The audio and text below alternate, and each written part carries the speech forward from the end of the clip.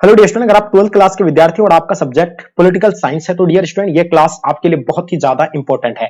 Dear student, जैसे कि आप लोग का पॉलिटिकल साइंस का पेपर जो है 2 फरवरी को होने जा रहा है। अब आपके पास मात्र कुछ ही दिन बचा हुआ है। तो डियर स्टूडेंट, अभी आपके मन में कुछ ऐसा आता होगा कि अभी ऐसा कुछ हमें प्रश्न मिल जाए जो मेरा पेपर में सेम टू सेम हो आ जाए। तो प्यारे बच्चों, बिल्कुल निश्चिंत हो जाइए। जैसे कि आप लोग देख पा रहे हैं, ये जो आपको लोगों का इस तरह का जो आपका क्वेश्चन पेपर रहने वाला है आपके एग्जाम में देखने को मिलेंगे, सेम टू सेम इसी प्रकार का आपको देखने को मिलेंगे। जैसे कि आपका इधर सेट कोड रहेगा, इधर दिया हुआ, इधर question book plate serial number भी रहेगा। बहुत सारे बच्चों के मन में ये भी चल रहा था कि क्वेश्चन पेपर जो है किस तरह का देखने को मिलेंगे।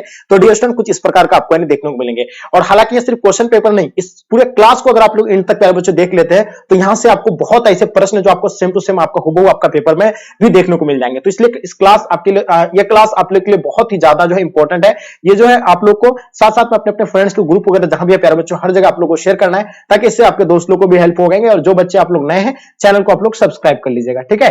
तो चलिए डियर, हम लोग स्टार्ट करते हैं। आपके स्क्रीन पे जैसे कि देख पा रहे फर्स्ट क्वेश्चन आ गया है, ठीक है। चलिए बिल्कुल रिलैक्स होकर के आपको आंसर देना है। डियर स्टूडेंट, क्या हो जाएगा इसका आंसर, ठीक है। तो देखिए, पहला क्वेश्चन आपका दिया हुआ, पंचायती व्यवस्था जो है किस देश में स्थापित किया गया था। तो डियर स्टूडेंट, इनके बारे में बताइएगा। देखिए, पंचायत व्यवस्था जो है किस देश में स्थापित की गई थी। बांग्लादेश, पाकिस्तान, नेपाल एंड भूटान। तो देखिए, हम लोग जानते हैं पंचायत व्यवस्था जो है किस देश में स्थापित किया गया था। ये सबको पता है कि नेपाल में किया गया था। और इसका आंसर आप लोग का नेपाल जो है प्यारे बच्चों राइट आंसर हो जाएंगे। ओके, चलिए आगे देखेंगे हम लोग क्वेश्चन आपके स्क्रीन पे। दूसरा नंबर क्वेश्चन देखेंगे, 1971 के आम चुनाव में इंदिरा गांधी ने जो है कौन सा नारा दिया था। सबसे पहले आपको फर्स्ट ऑफ ऑल आपको पता होना चाहिए प्रथम आम चुनाव कौन सा कब हुआ था। तो 1952 को हुआ था और 5 साल के बाद होता है। लेकिन 1971 में जो है आम चुनाव हुआ था तो इंदिरा गांधी के द्वारा एक नारा दिया गया था जिसमें सबको कहा था, यानी गरीबी हटा देंगे, यानी गरीबी हटाओ का नारा दिया था।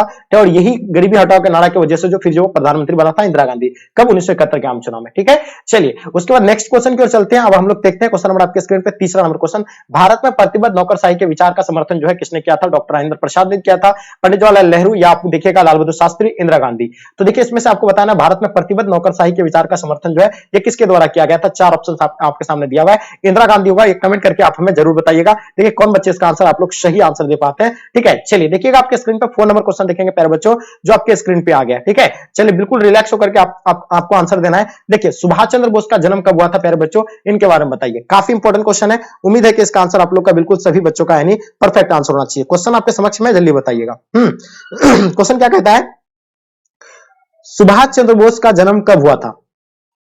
चलिए, तो देखिए हम लोग जानते हैं सुभाष चंद्र बोस का जन्म 23 जनवरी 1897 को हुआ था। ये बिल्कुल आप लोग नोट कर लीजिएगा प्यारे बच्चों। इसका आंसर आप सभी का बिल्कुल परफेक्ट आंसर हो जाएंगे। ओके, चलिए बहुत बढ़िया, बहुत खुशी की बात है कि आप लोग इतने अच्छे से जो है एक एक क्वेश्चन को जो है सॉल्व कर पा रहे हैं, बहुत अच्छी बात है। चलिए अब हम लोग चलते हैं नेक्स्ट क्वेश्चन की ओर चलते हैं प्यारे बच्चों, जो आपके स्क्रीन पर आ गया 5 नंबर क्वेश्चन। देखिए, क्षेत्रवाद एक कुपरिणाम है किसका, अपने क्षेत्र से लगाव का, अलगावाद का, या आपका राष्ट्रीय एकता का, राष्ट्रीय हित का। तो देखिए, क्षेत्रवाद एक कुपरिणाम है किसका है, यानी अलगावाद का है। तो इसका आंसर आपका अलगावाद यानी बिल्कुल राइट आंसर हो जाएंगे। ओके, जो बच्चे आप लोग अलगावाद बता रहे हैं बिल्कुल सही है। क्वेश्चन नंबर 6 देखिएगा आपके स्क्रीन पे, किसने कहा स्वतंत्र हमारा जन्मसिद्ध अधिकार है ना। ये सरदार वल्लभ भाई पटेल ने कहा था, भगत सिंह के द्वारा, बाल गंगाधर तिलक या चंद्रशेखर आजाद। तो देखिए हम लोग जानते हैं ये किसके द्वारा कहा गया था प्यारे बच्चों, तो ये जानते होंगे बाल गंगाधर तिलक के द्वारा कहा गया था। तो इसका आंसर आप सभी का बिल्कुल सी राइट आंसर हो जाएंगे। ओके, चलिए क्वेश्चन नंबर 7 देखिएगा प्यारे बच्चों आपके स्क्रीन पे, संविधान के किस अनुच्छेद के अनुसार जो है राष्ट्रपति जो है दो आंगल भारतीयों को जो है लोकसभा में मनोनीत कर सकता है। तो वो कौन सा हो सकता है। चलिए, तो 361 के तहत होगा, बिल्कुल नहीं होगा। 330 दे रहा है, नहीं 331 हो जाएगा इसका आंसर प्यारे बच्चों। जो बच्चे आप लोग 331 बता रहे हैं, आप सभी का आंसर बिल्कुल राइट आंसर हो जाएंगे। क्वेश्चन नंबर 8 देखिएगा आपके स्क्रीन पे, भारत में वर्तमान में कुल कितने जो है संघशासित प्रदेश है। देखिए पहले जो था 9 था, ये सब जानते हैं, लेकिन अभी जो वर्तमान में अगर संघशासित प्रदेश की बात किया जाए, केंद्र शासित, तो हम लोग जानते हैं 8 है। कितना है, 8, बिल्कुल इसका आंसर आप सभी का राइट आंसर हो जाएंगे। और देखिए स्टेट के बारे में अगर पूछा जाएगा, राज्य यूनिटी तो आपको मैंने बता दिया 8 है, स्टेट के बारे में पूछा जाएगा तो 28 है, ठीक है। ये भी आप लोगों को पता होना चाहिए। देखिए, लोकतांत्रिक विकेंद्रीकरण का सुझाव किसने दिया था, जल्दी बताइए। राजमन्नार समिति के द्वारा नहीं, ये हम लोग जानते हैं लोकतांत्रिक विकेंद्रीकरण का सुझाव जो दिया गया था बलवंत राय मेहता समिति के द्वारा दिया गया था। तो इसका आंसर आप सभी का प्यारे बच्चों बी बिल्कुल राइट आंसर हो जाएंगे। ओके, देखिए निम्नलिखित में से कौन सा एक राज्य का तत्व नहीं है। देखिए आपको बताना है इनमें से कौन सा एक राज्य का तत्व नहीं है। भूभाग नहीं होगा, जनसंख्या नहीं होगा, संप्रभुता नहीं होगा, राजनीतिक दल नहीं होगा। तो देखिए इसका आंसर आप लोग का प्यारे बच्चों राजनीतिक दल हो जाएगा। जो बच्चे डी बता रहे प्यारे बच्चों, आप सभी का आंसर बिल्कुल राइट आंसर हो जाएंगे। ओके, क्वेश्चन देखिएगा आपके स्क्रीन पे, किसने सत्ता सिद्धांत शास्त्री माना जाता है। तो किसको जो है सत्ता का सिद्धांत शास्त्री माना जाता है प्यारे बच्चों, तो यानी अरस्तु को माना जाता है, प्लेटो को, हॉब्स को या हीगल को। तो ये हॉब्स को माना जाता है, बिल्कुल इसका आंसर आपका सी राइट आंसर हो जाएंगे। 12 नंबर क्वेश्चन, किसने कहा मुझे स्वतंत्र या मुझे मार दो। किसके द्वारा कहा गया था, सुकरात के द्वारा, रूसो के, Thomas Jefferson, H G Laski. तो बताइए डियर क्या हो जाएगा इसका आंसर। किसने कहा मुझे स्वतंत्र दो या मुझे मार दो? देखिए ये हम लोग जानते हैं, ये जो है किसके द्वारा कहा है, मुझे स्वतंत्र दो या मुझे मार दो, किसके द्वारा कहा गया था, जल्दी बताइएगा, जल्दी बताएंगे, बहुत बढ़िया, जबरदस्त। तो ये जो होगा आपका आंसर यानी क्या होगा, थॉमस जेफरसन हो जाएगा, बिल्कुल इसका आंसर आप सभी का राइट आंसर हो जाएंगे। देखिए अधिग्रहण युक्त व्यक्तिगत व्यक्तिवाद की अवधारणा किसके चिंतन में निहित था ये, तो देखिए ये जानते होंगे अधिग्रहण युक्त जो है व्यक्तिवाद की अवधारणा जो है ये जो हॉब्स और लॉक का था, ये बिल्कुल इसका आंसर आप सभी का सी परफेक्ट आंसर हो जाएंगे। ठीक है, नागरिक निष्क्रियवाद पदबंध जो है प्रतिपादन किया था किसके द्वारा, है ना, नागरिक निष्क्रियवाद को प्रबंध में प्रतिपादित जो किया गया था प्यारे बच्चों, वो क्या हो जाएगा, जुगर्गेन हेबरमास्क ने किया था, और इसका आंसर आप लोगों का प्यारे बच्चों ये जितने सारे बच्चे दिए बिल्कुल आप सभी का आंसर बिल्कुल राइट आंसर हो जाएंगे। क्वेश्चन देखिएगा आपके स्क्रीन पे 15 नंबर क्वेश्चन, पूर्व बनाम पश्चिम का संबंध जो था यानी किस आशय से था, तो बताइए। देखिए हम लोग जानते हैं पूर्व बनाम पश्चिम का अगर संबंध की अगर बात किया जाए तो डियर ये आप लोग जानते होंगे ये शीत युद्ध से था, किससे था, शीत युद्ध से था, बिल्कुल इसका आंसर आप लोग का राइट आंसर हो जाएंगे। जो बच्चे आप लोगों का भी शीत युद्ध बता रहे हैं आप सभी का आंसर परफेक्ट आंसर हो जाएंगे। देखिए क्वेश्चन देखिएगा 16 नंबर क्वेश्चन,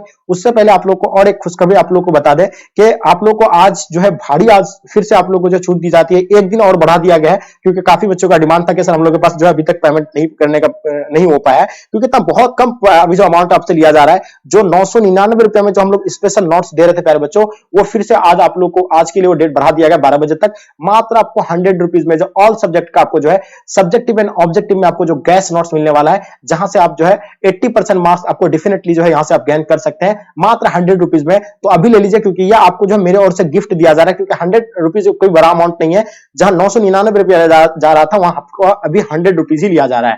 तो अगर आप लेना चाहेंगे तो इस नंबर पे फोन पे गूगल पे 9162 सॉरी फिर से एक बार थोड़ा सा नंबर नोट कर लीजिएगा आप लोग, चलिए देखिए एक बार नोट कर लीजिए, एक बार 9162 एंड 090। तो जो बच्चा लेना चाहेंगे इस नंबर पे आप जो फोन पे या गूगल पे किसी के माध्यम से पेमेंट करके उसका स्क्रीनशॉट लेकर के इसी नंबर पे आपको सेंड करना है। 100 रुपीज में आपको ऑल सब्जेक्ट का जो है सब्जेक्टिव एंड ऑब्जेक्टिव में आपको नोट्स मिल जाएंगे, तो काफी आपको यहाँ से जो है सुविधा होने वाला है। तो देखिए वार्सा संधि किस देश का सैनिक गुट था ये, तो बताइएगा प्यारे बच्चों, ये जो होगा आपका श्वेत संघ का हो जाएगा, किसका हो जाएगा, श्वेत संघ, आप सभी का आंसर बिल्कुल राइट आंसर हो जाएंगे। ओके क्वेश्चन देखिएगा आपके स्क्रीन पे 17 मई यानी सॉरी मई 1945 में जो है राइस्टेंग यानी बिल्डिंग जो बर्लिन जर्मनी पर जो जिस देश के सैनिकों ने जो है झंडा फहराया था उसका नाम क्या था, तो उस देश का नाम क्या था, श्वेत संघ था, और ये बिल्कुल इसको नोट कर लीजिएगा, काफी इंपॉर्टेंट क्वेश्चन था। ठीक है चलिए आगे देखेंगे क्वेश्चन आपके स्क्रीन पे, श्वेत अर्थव्यवस्था की प्रकृति के बारे में निम्नलिखित में से कौन सा कथन जो है गलत है। देखिए श्वेत अर्थव्यवस्था के बारे में आप लोग को बताना मेरे डियर स्टूडेंट, जल्दी बताइएगा, है ना, चलिए बताइए क्या हो जाएगा,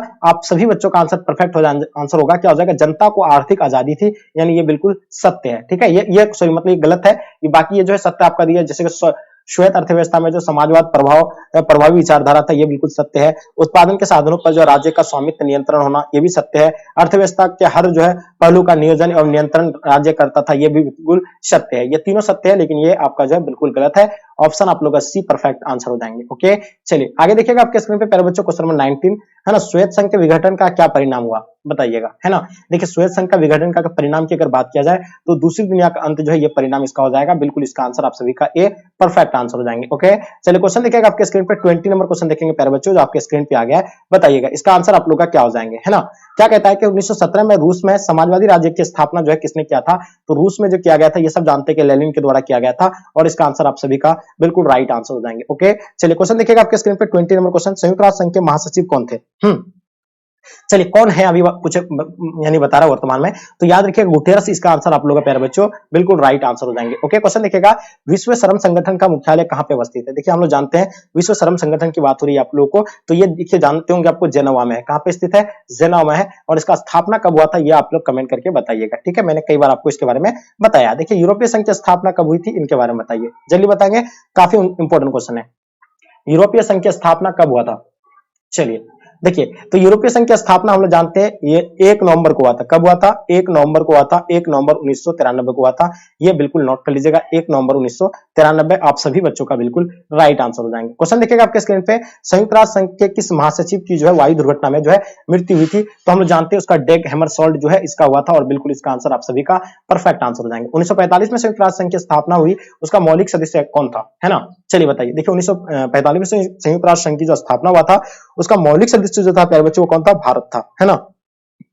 चलिए भारत इसका आंसर आप लोग का बिल्कुल राइट आंसर हो जाएंगे। क्या हो जाएगा जी? भारत बिल्कुल परफेक्ट आंसर हो जाएंगे। क्वेश्चन देखिएगा आपके स्क्रीन पे 26 नंबर क्वेश्चन, संयुक्त राष्ट्र संघ का सबसे बड़ा अंग कौन सा है? देखिए सबसे बड़ा अंग अगर बात किया जाए संयुक्त राष्ट्र संघ का तो वो हो जाएगा आपका यानी महासभा। तो जो बच्चे आप लोग महासभा दिए हैं प्यारे बच्चों, आप सभी का आंसर बिल्कुल राइट आंसर हो जाएंगे। देखिए सुरक्षा परिषद में कितने देश आता है? 15 आता है, जिसमें से 5 जो है सदस्य है और 10 जो है अस्थायी है। ठीक है, अस्थायी जो है कितना? 5 है, अस्थायी जो है आपका 10 है। ठीक है, चलिए तो आपको ये चीज नोट कर लेना है। चलिए आप देखिएगा आपके स्क्रीन पे 1974 में भारत ने पहला अपना परमाणु परीक्षण किया था। ये कहां पे किया था? जल्दी बताइएगा। देखिए अगर हम बात करते हैं परमाणु परीक्षण की, अगर बात किया जाए तो पहला परमाणु परीक्षण जो है 1974 को हुआ था। कहां पे हुआ था?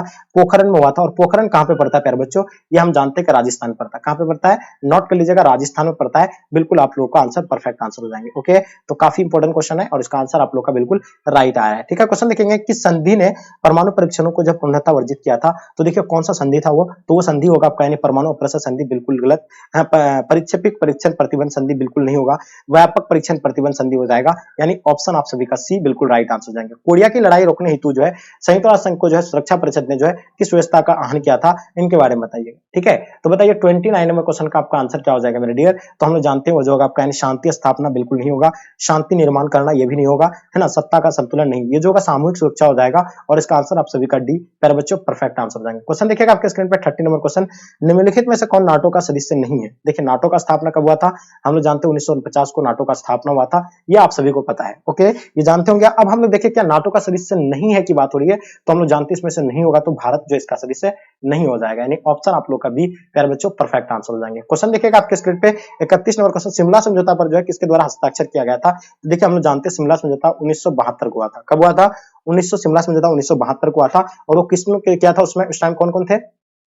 तो जुल्फकार अली भुट्टो था एंड इंदिरा गांधी उस टाइम जो थे प्रधानमंत्री थे। इसका आंसर आप लोग का ए बिल्कुल परफेक्ट आंसर हो जाएंगे। ओके, चलिए आगे देखिएगा आपके स्क्रीन पे क्या कहलाता है 32 नंबर क्वेश्चन, गुटनिरपेक्ष राष्ट्रों का 7वां शिखर सम्मेलन कहां हुआ था? देखिए 7वां शिखर सम्मेलन जो हुआ था गुटनिरपेक्ष इसका, तो याद रखिएगा वो जो हुआ था नई दिल्ली में हुआ था। ठीक है, चलिए देखिएगा राम मनोहर लोहिया का निधन कब हो गया था? बताइए 33 नंबर क्वेश्चन आपके स्क्रीन पे, राम मनोहर लोहिया के बारे में बताना प्यारे बच्चों। इसका आंसर आप लोग का क्या हो जाएगा? देखिए हम लोग जानते हैं राम मनोहर लोहिया का निधन जो है 1967 को हुआ था। ठीक है, तो ये बिल्कुल आप लोग नोट कर लीजिएगा, 1967 राइट आंसर हो जाएंगे। सांझी त्रासदी का सूत्र जो है किसने दिया था? तो सांझी त्रासदी का आपको बताया गोरी हार्डिन के द्वारा दिया गया था प्यारे बच्चों। इसका आंसर आप सभी का बिल्कुल राइट आंसर हो जाएंगे। क्वेश्चन देखेंगे भारत में प्रथम कम्युनिस्ट मुख्यमंत्री जो है कौन थे? तो देखिए हम लोग जानते हैं भारत में प्रथम कम्युनिस्ट मुख्यमंत्री की अगर बात किया जाए तो EMS नंबूद्रीपाद जो है प्यारे बच्चों। इसका आंसर आप लोग का डी, आप सभी का आंसर परफेक्ट हो जाएगा। ठीक है, चलिए क्वेश्चन नंबर 36 देखिएगा, भारत में किस आधार पर जो है नागरिकता प्राप्त की जा सकती है? तो भारत में जो है किस आधार पर दिया जाता है? तो देखिए अगर निश्चित निवास करते हैं तो इसके माध्यम से आपको जो है नागरिकता प्राप्त होगा।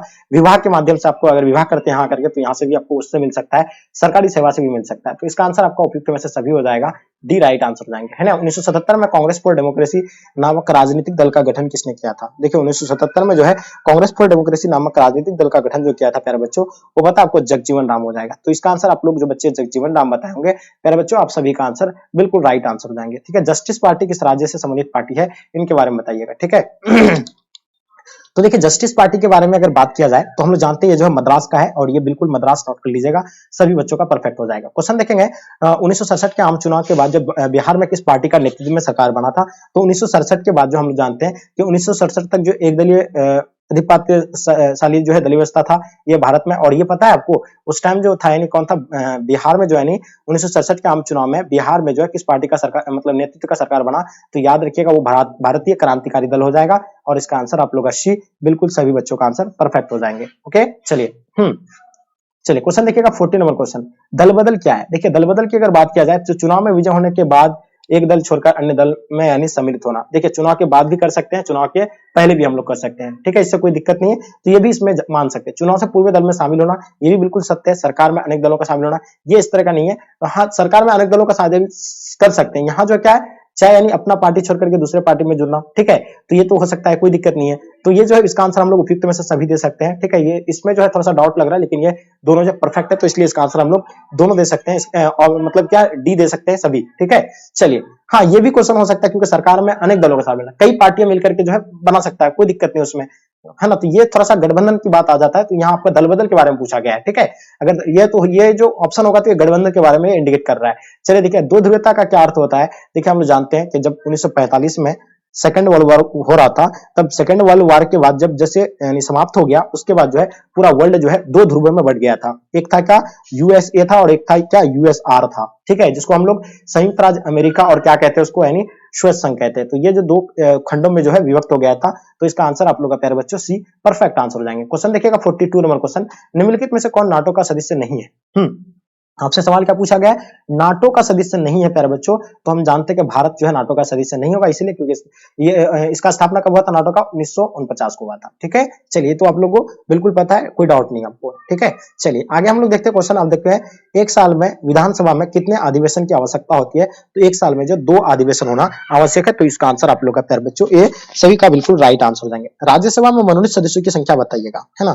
तो देखिए राज्यसभा में जो मनोनीत सदस्यों की संख्या होगा वो क्या होगा, राज्यसभा में मनोनीत सदस्यों की संख्या कितना होगा, 12, 13, 21, 11। तो देखिए इसमें अगर बात किया जाए, हम लोग जानते हैं, तो इसमें जो होगा आपका यानी क्या हो जाएगा, 12 हो जाएगा। क्या हो जाएगा जी, बिल्कुल 12 नोट कर लीजिएगा, है ना। चलिए क्वेश्चन देखिएगा, मुख्यमंत्री की नियुक्ति कौन करता है? ये क्वेश्चन काफी इंपॉर्टेंट है। देखिए मुख्यमंत्री जो अपने नियुक्ति कराता है वो किसको, कौन कराता है? तो राज्यपाल कराता है। कौन कराता है? ये आप लोग नोट कर लीजिएगा, राज्यपाल इसमें कराते हैं। क्वेश्चन देखिएगा, भारतीय संविधान के किस भाग में जो है राज्य के नीति निर्देशक तत्वों का निहित है? तो याद रखिएगा वो होगा भाग 4 में, और इसका आंसर आप लोग का भाग 4 राइट आंसर है। भारत में कुल कितने राज्य है? मैंने बताया था 8 जो है यूनिटी है, एंड आपका जो है यानी स्टेट जो है कितना है, 28 है। तो इसमें कुल मिलाकर मतलब इसका आंसर क्या हो जाएगा, 28 जो है बिल्कुल राइट आंसर हो जाएंगे। ठीक है, चलिए क्वेश्चन देखिएगा आपके स्क्रीन पे, हम देखते हैं 48 आपके स्क्रीन पे। भारत ने पहला सफल परमाणु परीक्षण कब किया था? मैंने तो बता दिया, ये 74 में हुआ था, और कहां पे हुआ था, पोखरण में। तो वो आपको दूसरा कब हुआ था, ये भी हम लोग जानते हैं कि 1998 को दूसरा हुआ था। ये भी पोखरण, और कहां पे पड़ता है, राजस्थान में पड़ता है। कहां पे पड़ता है, राजस्थान में पड़ता है। ये आप लोग नोट कर लीजिएगा। देखिए शिमला समझौता किस वर्ष हस्ताक्षरित हुआ था? देखिए हम लोग जानते हैं ताशकंद समझौता कब हुआ था, सबसे पहली बात, ये 1966 को ताशकंद समझौता हुआ था। शिमला समझौता जो हुआ था वो 1972 को हुआ था। कब हुआ था? 1972 को, ये आप सभी को पता है। ठीक है, चलिए तो यहाँ आपका कोई भी डाउट नहीं होना चाहिए, ये भी आपका क्लियर हो गया, है ना। चलिए 50 नंबर क्वेश्चन देखेंगे हम। 1972 में भारत और पाकिस्तान के बीच जो है हुए समझौता को क्या कहते हैं? जैसे कि अभी मैंने बताया, इसको शिमला समझौता कहा जाता है। इसमें इंदिरा गांधी और कौन, जुल्फिकार अली भुट्टो के द्वारा जो इसमें हस्ताक्षरित किया गया था। ठीक है, तो इसका आंसर आप लोग का ये राइट आंसर हो जाएंगे। ठीक है डियर, देखिए अब हम आपको बता दें कि यहाँ हम लोग जो है 50 क्वेश्चन जो आपके लिए इंपॉर्टेंट था, उन 50 क्वेश्चन को हम लोग कवर किए हैं। ठीक है, तो आप लोग इसको 2 से 3 बार अच्छे से रिवाइज कर लीजिएगा, और साथ साथ में अपने अपने फ्रेंड्स के ग्रुप वगैरह जहां भी है हर जगह आप लोग शेयर कर देंगे, ताकि इससे आपके दोस्त लोगों को भी जो है हेल्प हो पाएंगे। ओके, चलिए कोई नहीं, आपको दिक्कत नहीं होगा, बिल्कुल आप लोग एकदम ध्यान से अच्छे से दीजिए, क्योंकि अब समय और कुछ दिन बचा हुआ है मात्र। ठीक है, तो बस आप लोगों को मेहनत करना है, और बिल्कुल इस बार का रिजल्ट हम लोग का जो सपना है 450 प्लस मार्क्स का, वो होना हम लोग को अचीव करना है। और साथ में जो नोट्स के बारे में बोल रहे थे, जो बच्चा नोट्स लेना चाहते हैं, तो आप इस नंबर पे जो है 9162055090। देखिए हम तो कहेंगे कि सब बच्चों को लेना चाहिए नोट्स, क्योंकि कोई बहुत बड़ा अमाउंट है नहीं, क्योंकि 999 रुपया में जो आपको मिल रहा है मात्र 100 रुपीज में, तो कोई बड़ा अमाउंट नहीं है, तो हर बच्चों को लेना चाहिए। ठीक है, और इस नंबर पे आपको फोन पे या गूगल पे की मदद से पेमेंट करके उसका स्क्रीनशॉट लेकर के सेंड करना है, क्योंकि यहाँ से आपको जो है ना सब्जेक्टिव का भी सारा चीज आपको मिल जाएंगे, एंड ऑब्जेक्टिव का भी मिल जाएंगे, साथ साथ में आपको ऑल सब्जेक्ट का मिल जाएगा। ये अब सबसे बड़ी बात है। ठीक है, इतना कम प्राइस में जो आपको यानी सारा सब्जेक्ट जो है कोई देने वाला नहीं है, एक सब्जेक्ट का लेता है, लेकिन यहाँ आपको ऑल सब्जेक्ट का मिल जाएगा। तो क्लियर, चलिए उम्मीद है कि क्लास आप लोगों को पसंद आएगा। पसंद आया तो लाइक करके जम करके अपने दोस्तों को शेयर करें। चलिए डियर, हम लोग यहीं तक आज के क्लास को एंड करते हैं। देख लीजिए, जय भारत।